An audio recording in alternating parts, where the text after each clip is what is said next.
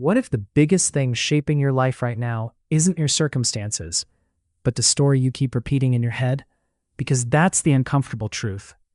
Most of us think we're responding to reality, when really we're responding to the meaning we've assigned to reality.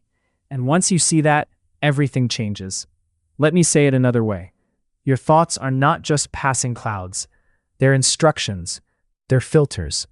They're the blueprint your mind uses to decide what matters, what's possible, and what kind of future you're allowed to build. That's why the idea that thoughts are things hits so hard. It's not just a poetic phrase, it's a practical one. Now here's where it gets interesting. Cognitive reframing is the skill of changing the frame around an experience without denying that the experience is real. You're not pretending the hard thing didn't happen. You're not gaslighting yourself.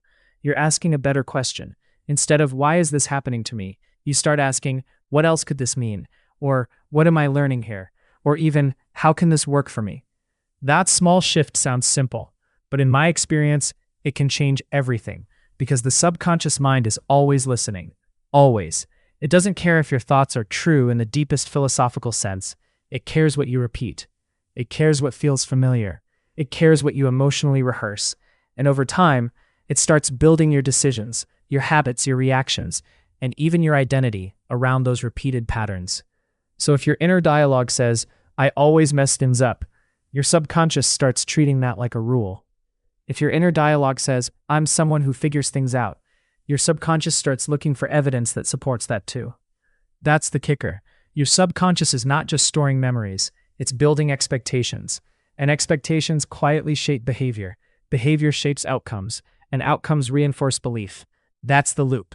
And if you've ever wondered why some people seem to create momentum, while others feel stuck in the same emotional weather over and over again, this is often why. It's not that one person has magic and the other doesn't. It's that one person has learned how to direct attention, interpretation, and action more deliberately. Have you ever noticed how two people can go through the exact same event and come out with completely different lives because of it? One person gets rejected and decides, see, I'm not good enough. Another person gets rejected and thinks, okay, that wasn't my door. Same event, totally different mental model, totally different future. And that's what mental models really are. They're the invisible frameworks in your mind that tell you how the world works. They answer questions like, is life mostly against me, or is it workable? Do people usually disappoint me, or can I build trust? Is failure proof that I'm not capable, or is failure part of how capability gets built? Those assumptions matter more than most people realize, because once a mental model takes hold, it influences what you notice, and what you notice becomes your reality. Think about it. If you believe nobody appreciates you, you'll start spotting every overlooked text, every short reply, every missed thank you. Your mind becomes a scanner for rejection. But if you believe you're building something meaningful, you'll notice the signs of progress, a better conversation, a small win, a moment of courage you would have missed before. Same world, different frame. And when your frame changes, your energy changes, your body language changes, your choices change, the conversations you initiate change, the risks you take change. That's not mystical. That's human behavior. But wait, this is where people get confused. Cognitive reframing is not about toxic positivity. It's not about telling yourself everything is amazing when it clearly isn't. It's not about ignoring pain, grief, disappointment, or stress. Real life is still real life. What reframing does is give you agency. It says, yes, this hurts, and I still get to choose what meaning I make from it. That's powerful, because meaning is where creation begins. If you keep assigning powerless meanings, you'll keep making powerless decisions. If you start assigning growth-oriented meanings, your behavior begins to follow that direction. You stop feeding the old identity. You stop rehearsing the same emotional pattern, and little by little, you create a new default. Now let me tell you why this matters so much with the subconscious mind. The subconscious learns through repetition, emotion, and association. So if you constantly repeat the same fearful thought patterns, especially with strong emotion, they get deeper roots. But the same is also true in the other direction. If you consistently rehearse a new interpretation, pair it with emotion, and act on it even in small ways, you begin training your subconscious toward a new normal. That's why affirmations alone don't always work. It's not enough to say, I am confident, if deep down your mind has 10 years of evidence saying otherwise. The subconscious doesn't just listen to words, it listens to congruence. So what does this actually mean? It means reframing works best when it's believable, repeated, and connected to action. For example, instead of jumping from "I'm terrible at this" to "I'm the best at this," try a bridge thought like "I'm still learning and I can improve." That's a frame your mind can accept. It lowers resistance. It creates movement. It gives your subconscious a new script without triggering that internal alarm that says, "This is fake." And once that internal resistance lowers, you become more receptive to new evidence. That's how identity shifts. Not overnight, not with one perfect insight, but through repeated moments of choosing a better frame. First, you notice the old thought. Then you question it. Then you replace it with a more useful one. Then you act from that new interpretation. And over time, your subconscious begins to adopt the new pattern because you've given it enough evidence to believe it. What I've found is that people often underestimate how much their life is built from tiny inner decisions. Not dramatic declarations, tiny inner decisions. The moment you're criticized, the moment you fail, the moment you feel left out, the moment you're tired and tempted to spiral. That's where the real work happens, because the mind is always creating. The only question is, creating what?